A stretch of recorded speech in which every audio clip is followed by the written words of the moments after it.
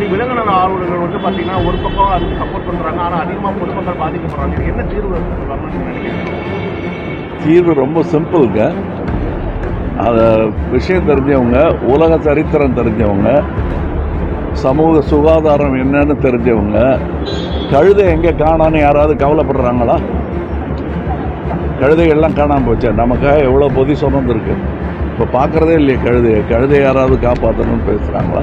எல்லா உயிரிலையும் காப்பாற்றணும், எவ்வளோ முடியுமோ காப்பாற்றணும். அவ்வளோதான் என்னுடைய கருத்துங்க. வெற்றிமாறன் அவர்களுடைய கருத்தை படிப்பாங்க 2 நாளைக்கு மட்டும் பேசி கொடுத்து எனக்கு அது கவனிக்கல, அது பார்த்துட்டு நான் முதல்வருடைய வெளிநாட்டு பயணத்தை 3000 கோடிக்கு மேலாக முதலீடு ஈர்க்கப்பட்டிருக்கிறது. பாஜக வந்து அதை விமர்சனம் பண்ணாங்க.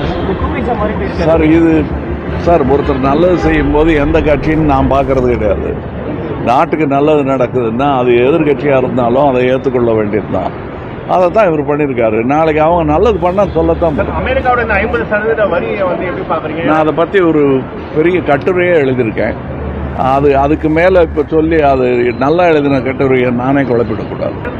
பீகார்ல வந்து பார்த்தீங்கன்னா அந்த வாக்காளர் அந்த இருக்கும்போது பிரதமரோட தாயை வந்து பார்த்தீங்கன்னா பிரதமரோட தாயாரை வந்து அவமானப்படுத்த மாதிரி பேசுகிறாங்க. பிரதமர் யாரையும் அவமானப்படுத்துற மாதிரி யாரும் பேச வேண்டிய அவசியம் இல்லை.